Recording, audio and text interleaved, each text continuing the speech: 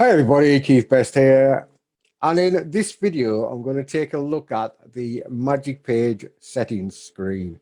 So obviously once you've installed Magic Page and you've inserted your API key, you'll be brought to the Magic Page settings screen. As you can see, my Magic Page API key is actually hidden. If you are going to be given your access to your site with your Magic Page plugin installed, then basically you need to hide it so that somebody else can't actually take your key and start building their own sites with it. And you hide it by just clicking what would say hide there, but obviously this one says show.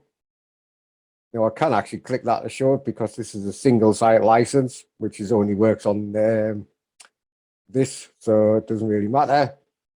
But then you do hide, and then anybody who logs in who is not me will not be able to see that Magic Page key. So just make sure that when you are handing this over to somebody to build out or whatever using a VA, make sure that you hide that key. Okay, we have had occasions where people have found out later on that their VAs have been selling Magic Page sites on Fiverr and places like that with that other person's key. Redirect URL. Basically, the redirect URL is when somebody chooses a location that is outside of your radius, then it will just redirect to the home page. Obviously, you can change that to be any page you want, but 9 times out of 10, you will just want it to be going to the home page. The Magic Page editor type, this is because we are now starting to move and work within it, generate the blocks, the Gutenberg blocks, and the Gutenberg editor. So you have the two options of classic editor, which is if you're using things like Elementor and things like that, that's what you want on. Or you have the Gutenberg editor, which if you are going to use Gutenberg to make your Magic Page, that's what you want switching on. Magic Page cache. Now, Magic Pages are all cached as they are being built up. You only want to change this if you actually know what you're doing. And you have another cache plugin that is going to handle it all for you.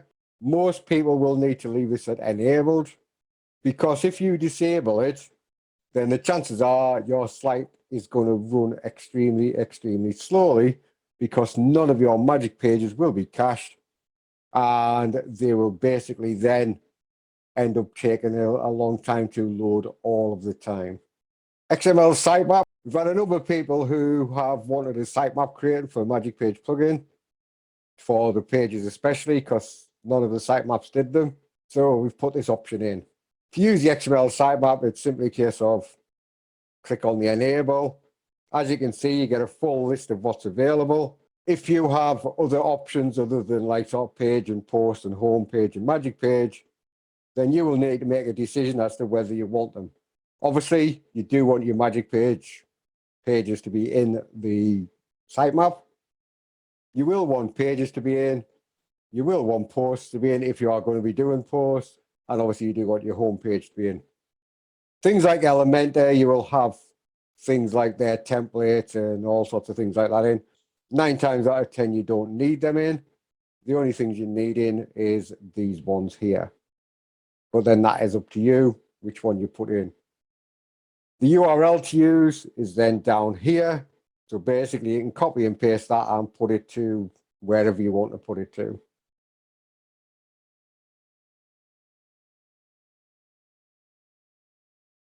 Default radius, this is the default for when you actually select your static location inside of your Magic Page. Now this can be changed within the Magic Page, or you could actually change it here. Just put it to 30 miles or something like that. And then when you go into your Magic Page, it will default to 30 miles, but then you can actually change that within the Magic Page if 30 miles is too big and it's going to generate too many pages, or you might want to increase it to 35 if it's going to generate too few. But again, this is just a default. which can be changed inside the magic page. URL structure, this is the bit that comes after the domain name.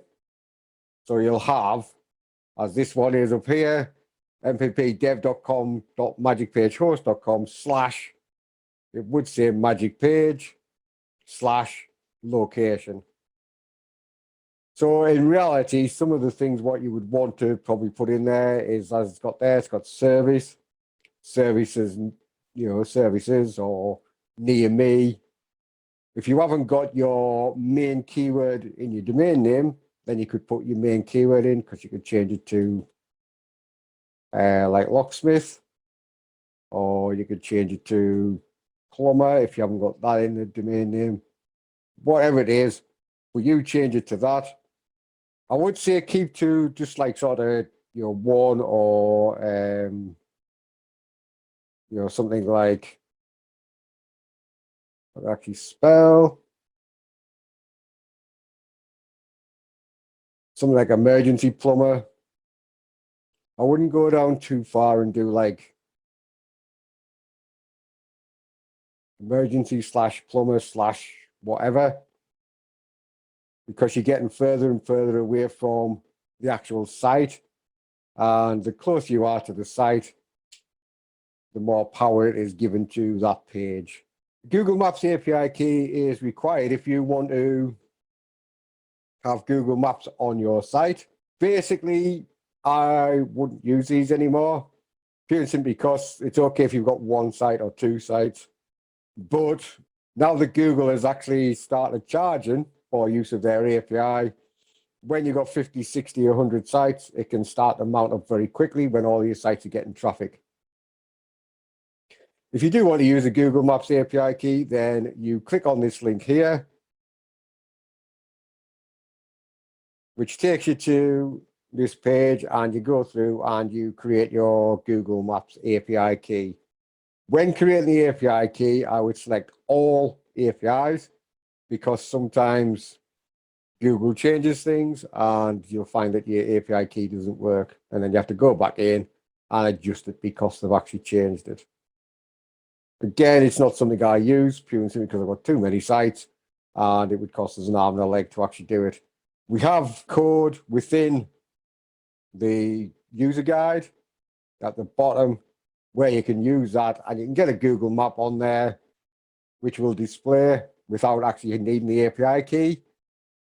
We also, obviously, if you've got a Google My Business with your site, then you can just use the standard Google My Business share, embed, or whatever one you want to display that map. SEO settings for regular posts and pages.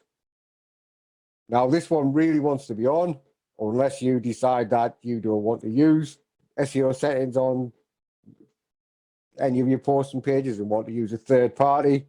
But just be aware that there's one actual software which works with Magic Page plugin for the SEO settings, and that has been specifically designed to work with Magic Page plugin, and that is Exagio, and that's the only one that will actually take the Magic Page SEO settings, and actually you can use all of the shortcodes, or the Spintax shortcodes, or the X fields within the actual SEO settings, the metadata, the meta titles, and all of that. Really, you want to keep that on. If you want to try using something like Yoast or all-in-one SEO, what you will find is they will work for your static pages, but then they will mess up your magic pages. And if you are using Exagio, you can still keep it on. It doesn't make any difference for Exagio. If you are using like sort of any other plugin, then you need to turn it off. But just be aware that if you do turn it off, then the other plugin will take over from your magic page on your magic page itself and probably mess up all of your meta titles and meta descriptions. Cron service support. This is something that most people can just leave as basic, unless you know what you're doing with crons and cron jobs and things like that. Just leave it as basic. It's not something I've used because I've never needed to. As long as your site is getting traffic, the WordPress cron will kick in and will make everything work as normal. Spintax support. This can be either disabled for regular post types, which means It will work. You will have Spintax support on your Magic pages, but you will not have Spintax support on any of your other pages. Or you can have it enabled, which means you will have Spintax support throughout your site. For most people, this will be left on. Delete the Spintax cache. Now, as I mentioned above, all of the Magic pages, when they are spun, they are stuck in a cache. Now, this is good for when you have, obviously, people visiting, because that page then doesn't have to be continually spun and unspun for it to be shown. It's there. Somebody lands on the page, it shows. Next person lands on the page, it shows. Next person lands on the page, it shows. But obviously, if you've made some changes and you don't see your changes, it could be the fact that the cache is, you're being shown the cache all the time and not your changes. In which case, all you need to do is click on Delete Spintax Cache. The little pop-up appears and you just go, okay. That has now deleted all of the Spintax cache for all of your pages throughout the site. Spintax auto rewrite for regular posts. This one obviously has disabled and enabled. If it is disabled, that means there will be no auto rewrite of your posts at any time. Whatever the post comes out at the first time, it's going to stay like that.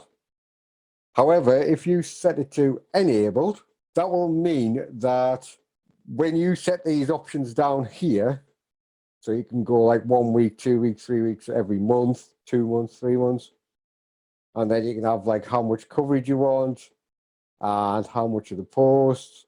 When these are matched, then basically that percentage and that amount of your post will be rewritten. So then Google, next time it comes, it will think, oh, this has been rewritten. So it's, this person's working on his site. So as it says there, this one will rewrite every week 10% of the Spintax content on 10% of the post. Okay, so if it's enabled, it rewrites the post every so often, depending on what you've got down here. Elementor plugin fix. This was for a change within Elementor, that when you use the square brackets in some of the containers, especially things like buttons, especially in the links, where you would put something like tell, square bracket, xfield underscore phone number, and then the square bracket at the other end, what would happen is Elementor would actually convert them into the hex codes, which would break it. So therefore, you wouldn't get the phone number being used. So if you have Elementor installed, then make sure that you have this enabled. If you don't have Elementor installed, then you can disable it. It is on by default.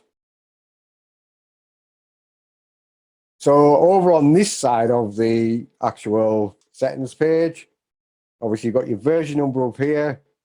So this will tell you exactly what version you're on. Magic Page databases. Now with the Magic Page databases, I'm going to go through a different video on that one. Check for updates. It's pretty, you just click on that and it will go and it will find out and tell you if there's any updates required for Magic Page plugin. Obviously, as this is at 6.5, there's none required. I'll just go back to settings. Now, delete unused locations. Basically, what this does is it will actually delete any locations that you have installed but you haven't used. If we have a look at this one here, let's have a look. I've only got 262 locations installed. And let's go to my Magic Page.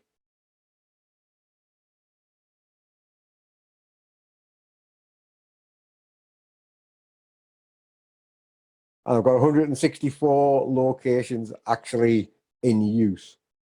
Okay. So if we have a look here, as you'll see, got 262 items, which are basically installed. Now, what that means is that every time somebody lands on or somebody's going to a page, the system has to look through 262 locations to find the one it wants. Okay. Now, obviously, it's pretty quick.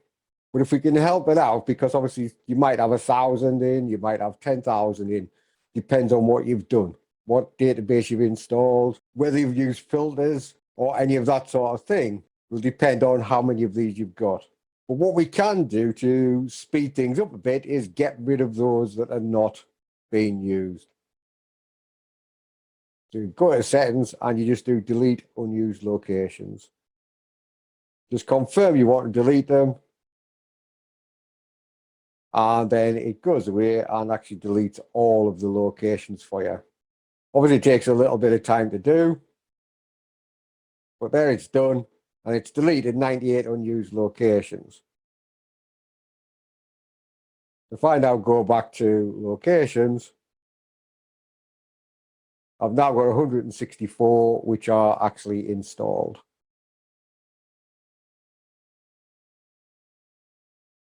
Footprint minifier, you can basically use this to hide the plugin from like sort of Google, and all you do, you press on minify footprint and you go, let's begin. It's found out your folder positions are okay, your folders are writable and it can work, so you do continue.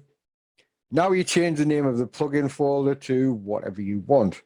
Now when you're changing the name of the folder, you can't have spaces. So you must have, if you want to have like sort of 2 words, you need to have a dash in between. Okay, so you can change that to whatever you want, like sort of MPP dev plugin. Oops. Something like that.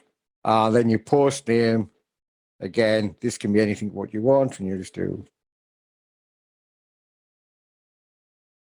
something like that. So now if you do the Google Maps Advanced settings, you need to understand JavaScript for doing this. So for most people, you just leave this as is and it will work for you. If you want to change it yourself, then go in, but obviously just be aware you can break stuff. And then all you do is you do save and minify footprint. And when you've done that, you'll get the green shield with the status minified. Import, export, I'll go through that on a different video. Location search, I'll go through on a different video. And finally, compatibility. As it says, some of the code, what we use to actually hide the actual working of Magic Page plugin so that people can't reverse engineer it, is sometimes picked up by some of the hosts. Namecheap is one that really picks it up, and it looks on it as though it's a virus, which it's not. Now, if you get this problem, sometimes what the host will do, they'll put the respective files into quarantine, which means your plugin won't work. If that happens, then all you need to do is do that, and you turn it on. And what that does is those files that are picked up as being a threat are actually being pulled from our servers now. So they will just look at our servers and use the data from in there.